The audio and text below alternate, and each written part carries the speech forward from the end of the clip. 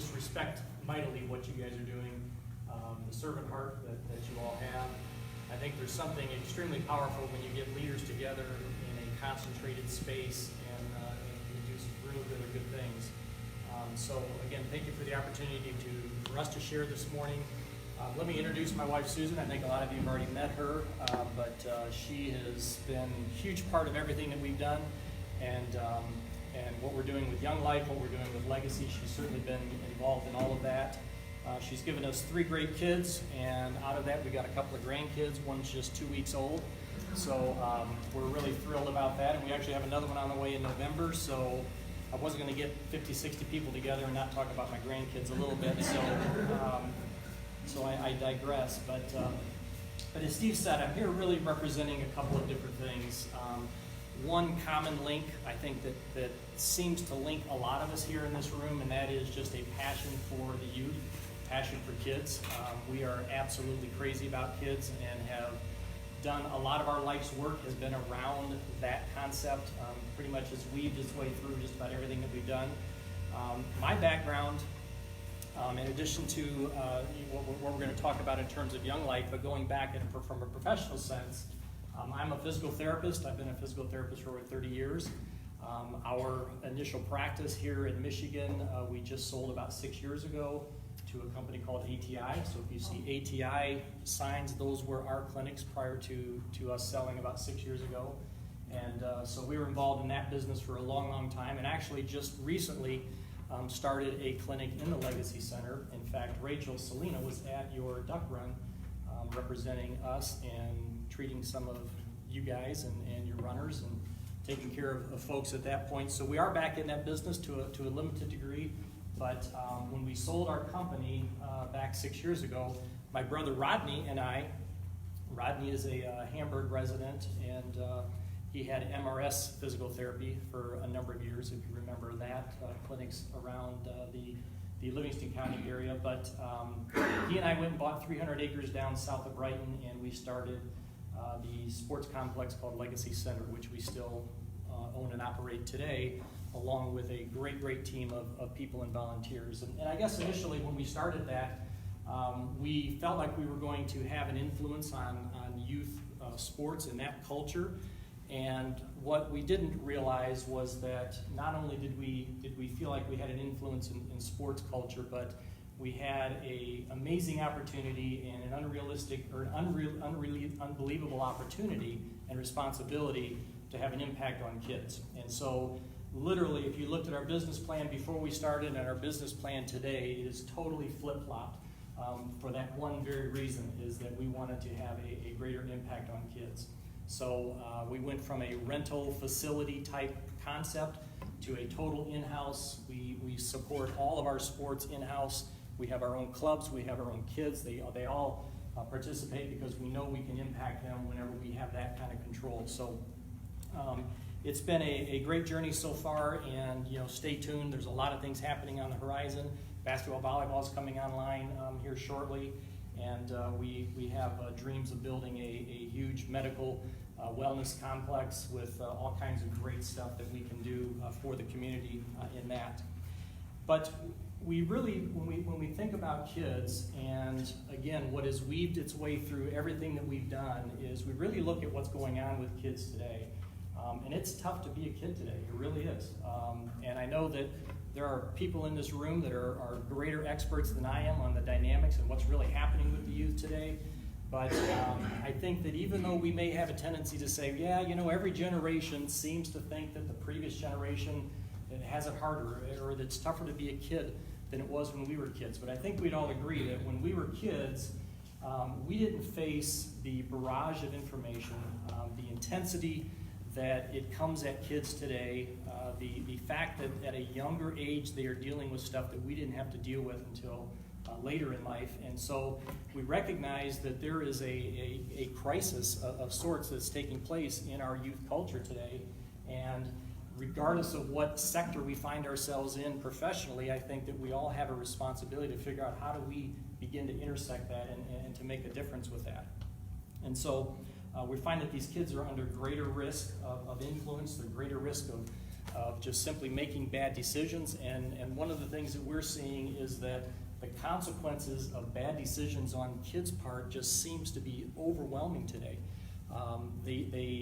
When they make a bad decision, the consequences are great. And so as a result, and there's some statistics that are out there, and I think you guys are probably familiar with a lot of these, but we're looking at about a 7.5% rate of kids that's 17 and under that have been diagnosed with a behavior problem here in this country. 7.1% of the kids 17 and under have been diagnosed with an anxiety disorder. Get my glasses down. 3.2% of kids 17 and under have been diagnosed with depression. And the sad thing about this is that depression and anxiety has increased in these kids from 5.4% back in 2003, which, by the way, is the same year that we actually started Young Life here in this area, to almost 10% today. So the most alarming piece of this, and I think that we all can relate to stories and we can relate to situations where this has been the case, but the option of kids taking their own life is becoming more and more prevalent as a true way of dealing with what we're talking about here. So it is a real problem. It's something that has been near and dear to our hearts. So 16 years ago, Susan and I were sitting on vacation in Winter Park, Colorado. Young Life had just developed a brand new camp called Crooked Creek in Fraser, Colorado, which is really close to Winter Park. We decided to go over there and check that out. We were invited by some friends to go see this.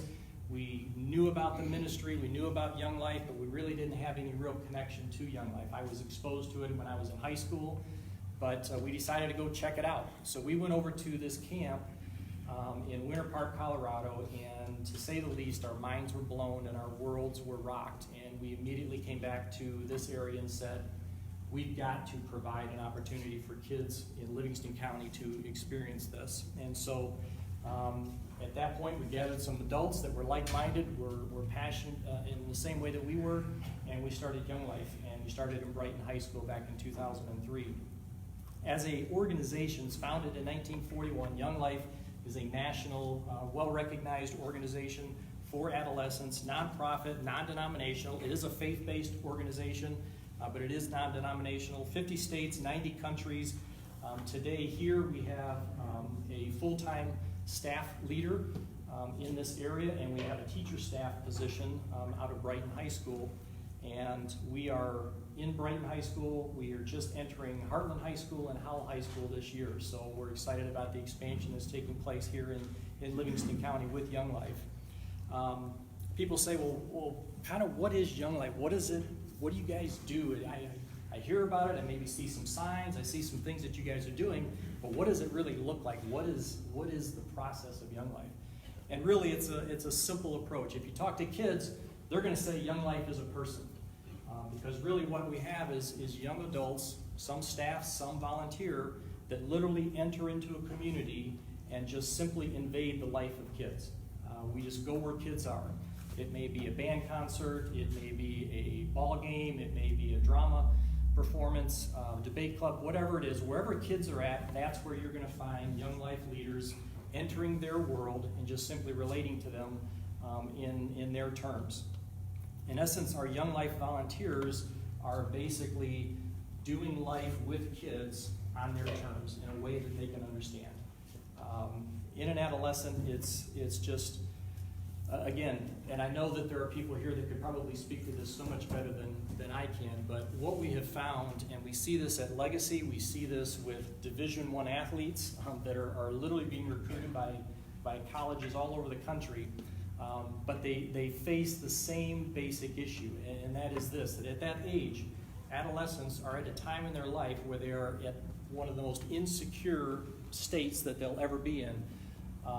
Again, regardless of whether they're a high-profile athlete or they're just a regular kid trying to make their way through the halls of a junior high or a high school. You combine that with an innate God-given desire to be connected, to have relationship, to be plugged in and to feel like they belong, and you put those two worlds together and you're setting up a recipe for disaster.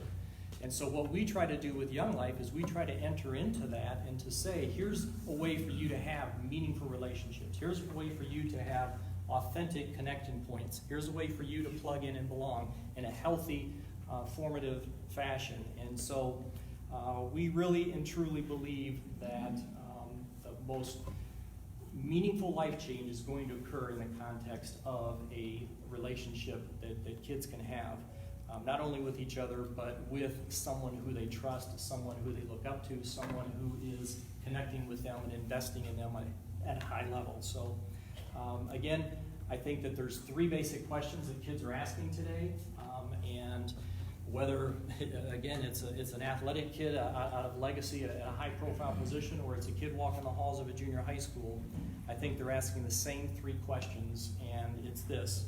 The first one is, who am I really? So they're wondering about their identity. Where do I fit in? What does this look like? Does what I say or what I do really and truly matter? And then the third one is, and this is the one that's most heartbreaking to me, is they're asking, does anyone really care? I know that people will sprinkle bouts of care around them, but does anybody really care what's happening to me, and do I really matter? And so, so again, we approach it from a very, very simplistic standpoint. We are not a ministry that is going out and trying to, rescue the hungry necessarily, although that's part of what we do. We're not a ministry that's going out to rescue the down and out or the high-risk kid, although that's our target kid, is those kids that are most peripheral and far away.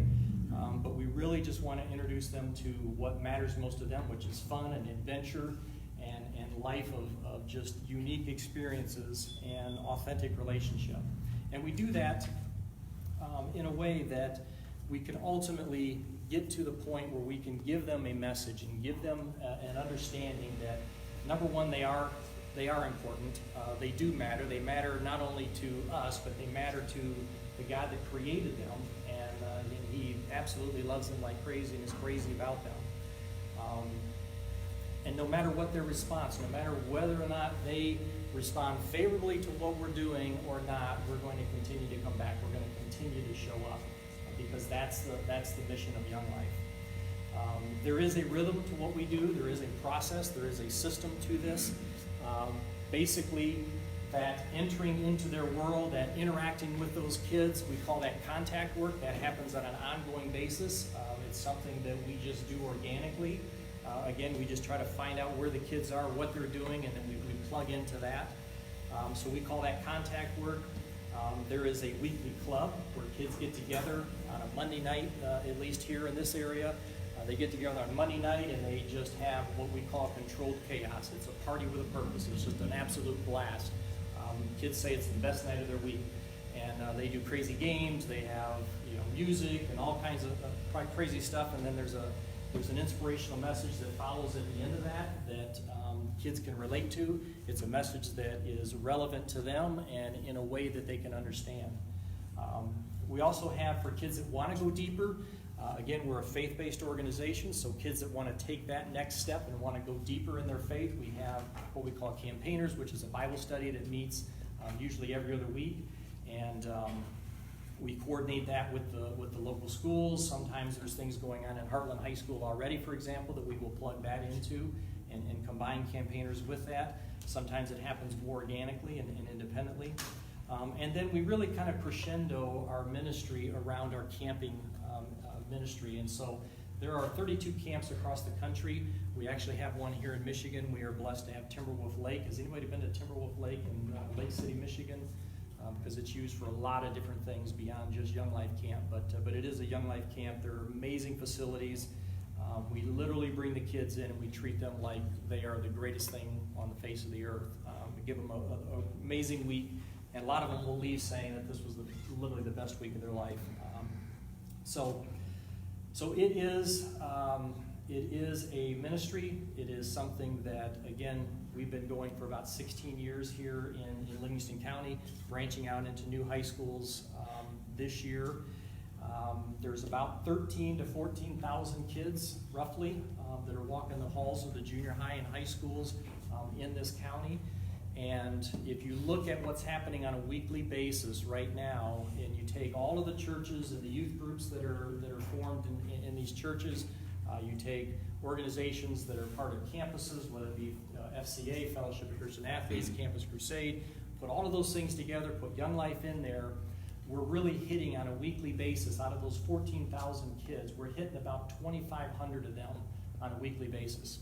And that's taking all of those things that I mentioned and throwing it all together and saying, what is that influence? And so we realize that the task is large. We want to touch every kid in this county. We want to give them, every kid in this county, an opportunity to not only plug into what we're doing, but allow us to help them plug back into the resources and into the situations that they find themselves in, whether it's a coach, a teacher, the parents. We're not here to take the place of parents. We're not here to take the place of a youth leader in their church, any of those things, but we're here to facilitate that process and to try to bring those kids along in a way that is meaningful to them. Again, I appreciate the opportunity to share. I'm going to open up for questions for just a few minutes here, but I wanted to leave on a scripture verse that I think is relevant to what we're doing and is kind of our battle cry as we go forward. It's from 1 Thessalonians chapter 2, verse 8. It says, "We loved you so much that we were delighted to share with you not only the gospel of our God, but also our lives as well, because you have become so dear to us." And that's really the message of Young Life. That's what we're trying to communicate to the kids. When we program at Legacy, when we program with what we're doing in our expansions, I can tell you that everything that we do has got the message in mind of how do we impact kids? How do we take that message and that context, and how do we implement that, whether it's through sports, whether it's through our other academic programs that we're doing there, but all of it is to try to figure out a way as creatively as we possibly can, in a way that is relative to the kids, to try to impact their lives. So again, thank you for the opportunity. I would love to take a couple of questions. We've got just a minute or two, but if anybody has any thoughts about Legacy, Young Life, anything, more than happy to answer those. Yes, ma'am. Are you guys looking for volunteers at all? Yeah, we operate with primarily probably 80% of our leaders are volunteers. So we have an adult group that is kind of older people like us that are serving on the functional committee. So we're the administrative arm, we're the fundraising support arm of Young Life, and then it's people like you that are out there leading kids, that are working with kids. We have a training program. We can get you plugged in. It's really great. But yes, we're looking for folks that would like to serve on the committee, people that would love to serve as leaders. So absolutely come see me after that. Okay, sounds good. All right. Well, thank you guys very much. And any questions, I do have some brochures and such that I'll leave up here for you. So